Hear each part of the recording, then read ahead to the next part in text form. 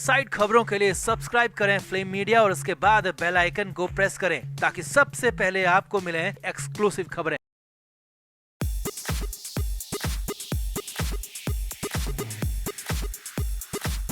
Any publicity is good publicity. Bollywood में ये dialogue पहले से चलता आया है कि बदनाम हुए तो क्या हुआ, नाम तो हुआ। और इसी थ्योरी पर बॉलीवुड आज तक काम करता रहा है। संजय दत्त का मामला हो या फिर सलमान खान का, दोनों के कांड सबको पता है। दोनों जेल की हवा खा चुके हैं। एकदम बैड बॉय वाली इमेज थी दोनों की, मगर फिर क्या हुआ, लोगों ने दोनों को ही सिर आंखों पर बिठा लिया और सुपरस्टार बना दिया। मगर अब ऐसा नहीं है। 90s और अब के दर्शकों की सोच समझ में दिन रात का अंतर है और इस अंतर को बॉलीवुड जितना जल्दी समझ लेगा उतना ही अच्छा होगा। ये कहना हमारा नहीं है, बल्कि आमिर खान के भाई फैजल खान ने बॉलीवुड के लोगों को ये चेतावनी दी है। फैजल खान का कहना है कि वो दिन गए जब ड्रग्स में जेल जाने वाला सुपरस्टार बन जाता है।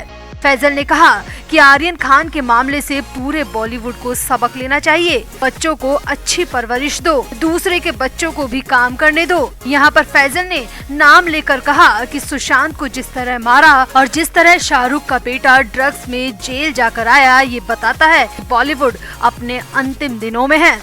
फैजल खान ने यहाँ पर कई मुद्दों में बेबाकी से हर सवाल का जवाब दिया और उनका हर जवाब बॉलीवुड वालों के दिल में कांटे की तरह चुभ सकता है। तो क्या क्या कहा फैजल खान ने और कैसे फैजल ने खुद इनसाइडर होते हुए भी बॉलीवुड की बखिया उधेड़ने में कोई कसर नहीं छोड़ी, आपको बताते हैं सब। आप भी वीडियो को शेयर करें और फैजल खान की इन बातों पर कमेंट जरूर करें। तो बॉलीवुड एक्टर आमिर खान के छोटे भाई फैजल को आपने फिल्म मेला में देखा होगा। इस फिल्म के अलावा फैजल ने कई फिल्मों में काम किया और फिर बॉलीवुड से अचानक गायब हो गए। 7 साल बाद फैजल ने फिर से फिल्म इंडस्ट्री में फिल्म फैक्ट्री से वापसी की है।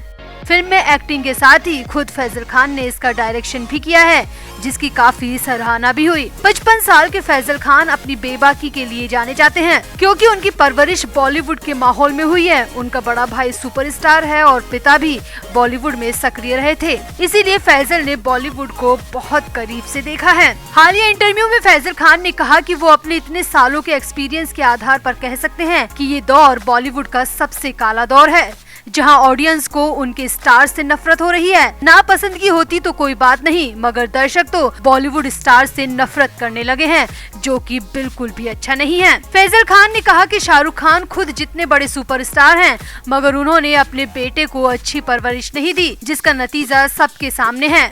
फैजल ने कहा, शाहरुख के बेटे को कोई झूठे आरोप में जेल में 1 महीना नहीं रख सकता। आरोपों में कुछ तो दम होगा, वरना मजाल है कि कोई शाहरुख के बेटे को हाथ भी लगा सके। वो ड्रग्स पार्टी में पकड़ा गया था, कई सबूत उसके खिलाफ थे। उसकी चैटिंग, उसकी लैंग्वेज साफ बताती है कि वो उस मामले का आरोपी है, तभी तो 1 महीना उसे जेल में रहना पड़ा। फैजल ने कहा, बदनामी में नाम होता है, ये पहले हुआ करता था। आज की ऑडियंस बॉलीवुड के लोगों से 2 कदम आगे है। वो जानती है कि उनका असली नायक कौन है।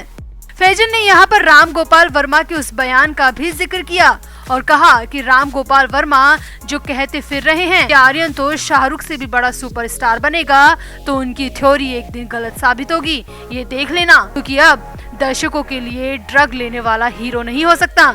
फैजल खान ने कहा, लोगों को अब नीरज चोपड़ा और अभिनंदन वर्धमान जैसे लोग पसंद आते हैं, जो कि साफ बताता है कि अब सुपरस्टार होने का दम छोड़ना होगा। यहाँ फैजल खान ने कहा कि वो दौर गया जब आर्म्स एक्ट में आरोपी संजय दत्त की फिल्में हिट हो जाया करती थी। हिट एंड रन करके भाग जाने वाले सलमान खान को लोग हीरो मान लेते थे, मगर अब ऐसा नहीं है। अब आर्यन खान ड्रग का आरोपी है और जब तक कोर्ट उसे इस केस से बरी नहीं करती, तब तक आर्यन खान दर्शकों के लिए नायक कभी नहीं हो सकता। फैजल खान ने यहाँ पर चंकी पांडे की बेटी अनन्या पांडे का भी जिक्र किया और कहा कि आप अपने बच्चों को क्या सिखा रहे हो, बच्चा क्या कर रहा है, किससे मिल रहा है, क्या खरीद रहा है, क्या खा रहा है, उसके दोस्त कैसे हैं, इस पर आपको नजर रखनी चाहिए। कहीं ऐसा ना हो कि एक दिन मुंबई की जेलों में आधा बॉलीवुड नजर आए। फैजल ने यहाँ पर दिवंगत सुशांत सिंह राजपूत का भी जिक्र किया और कहा कि वो भला लड़का था, मेहनत करके यहाँ तक पहुँचा था। उसने गलत काम किए होते तो लोग आज उसे जितना प्यार दे रहे हैं वो कभी ना देते। उसकी मेहनत से उसे मरने के बाद भी बेशुमार प्यार मिल रहा है। उसकी मौत जैसे भी हुई, उसकी जांच चल रही है। मगर उसे जो प्यार मरने के बाद मिल रहा है वो बेहद कीमती है और मुझे लगता है कि इतना प्यार तो आज की तारीख में किसी जीवित स्टार को भी नहीं मिल रहा। तो इसी तरह फैजल खान ने यहाँ पर एक एक कर बॉलीवुड की धज्जियां उड़ा दी। फैजल खान ने शाहरुख खान, सलमान खान, संजय दत्त, अनन्या पांडे और आर्यन खान के साथ ही राम गोपाल वर्मा की भी खूब क्लास लगाई और बॉलीवुड को जमकर धोया। तो फैजल की इन बातों पर आपका क्या कहना है, कमेंट जरूर करें और वीडियो को भी शेयर करें। बॉलीवुड एक्ट्रेस और बिग बॉस 13 की एक्स कंटेस्टेंट रही कोयना मित्रा का बॉलीवुड सफर भले ही ज्यादा लंबा नहीं रहा हो, लेकिन उनके ओ साकी साकी और दिल में बजी गिटार जैसे सुपरहिट गाने आज भी लोगों को थिरकने पर मजबूर कर देते हैं। कोयना मित्रा को बॉलीवुड की बोल्ड अदाकारा के तौर पर जाना जाता है और ओ साकी साकी और दिल में बजी गिटार जैसे गानों में आइटम डांस कर कोयना की इमेज को फिक्स कर दिया गया। कोयना का कहना है कि वो बॉलीवुड में एक्टिंग करने के लिए आई थी। कोलकाता के बेहद मिडिल क्लास परिवार से ताल्लुक रखने वाली कोयना मित्रा ने बताया कि मेरा परिवार कभी नहीं चाहता था कि मैं मॉडलिंग करूं या बॉलीवुड में जाऊं, मगर मैं अपने परिवार के खिलाफ जाकर इस प्रोफेशन में आई, मिस पीजेंट का खिताब जीता और फिर मॉडलिंग के बाद बॉलीवुड की दहलीज तक पहुंची। कोयना ने कहा कि सालों की मेहनत के बाद हर आम लड़की की तरह मैं कई सपने लेकर मुंबई आई थी, मगर यहाँ आते ही मेरे सारे सपने हवा हो गए। बॉलीवुड में इतना ज्यादा ग्रुपिज्म और फेवरेटिज्म था कि मेरे जैसे आउटसाइडर के लिए यहाँ जगह बना पाना बेहद मुश्किल था। कोयना ने कहा, फिर भी मैंने हार नहीं मानी और जैसे तैसे राम गोपाल वर्मा की फिल्म रोड में आइटम डांस करने का मौका मुझे मिला। कोयना का कहना है कि वो आइटम डांस मेरी जिंदगी की सबसे बड़ी गलती साबित हुई, क्योंकि इसके बाद मेरी इमेज को सिर्फ आइटम गर्ल के रूप में देखा गया। मेरे पास जितने भी ऑफर आए वो या तो बोल्ड कंटेंट को लेकर थे या फिर आइटम नंबर्स को लेकर। कोयना का कहना है कि मैं मुंबई में हीरोइन बनने आई थी, आइटम गर्ल या फिर बोल्ड रोल करने के लिए नहीं आई थी। मेरी 1000 कोशिश के बाद भी किसी भी डायरेक्टर ने मुझ में एक्ट्रेस वाली एबिलिटी देखनी ही नहीं चाहिए और हर बार मुझे सिर्फ आइटम डांस करने को कहा गया। कोयना का कहना है कि हर तरफ से एक जैसा बर्ताव देख मैं इतनी परेशान हो गई कि मैं डिप्रेशन तक में चली गई। कोयना ने आगे बताया कि वो संजय दत्त, सलमान खान, शाहरुख खान और आदित्य चोपड़ा जैसे डायरेक्टर्स के लिए काम मांगने भी गई, मगर हर तरफ से उन्हें सिर्फ निराशा हाथ लगी।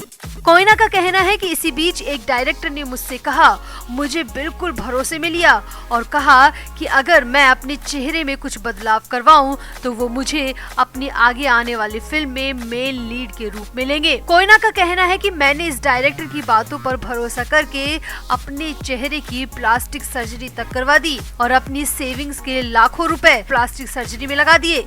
सिर्फ एक रोल के लिए मैंने अपनी पूरी जमा पूंजी लगा दी। मुझे लगा कि शायद मेन लीड मिलेगा तो उसके बाद मेरी किस्मत चमक जाएगी। कोयना का कहना है कि मगर सर्जरी के बाद मीडिया में मेरे बारे में बहुत कुछ गलत लिखा गया, मुझे गालियां तक दी गई। इतना ही नहीं, जिस डायरेक्टर के कहने पर मैंने सर्जरी करवाई थी उसने तो मेरा फोन तक पिक नहीं किया और मेरी इमेज बेहद खराब हो गई।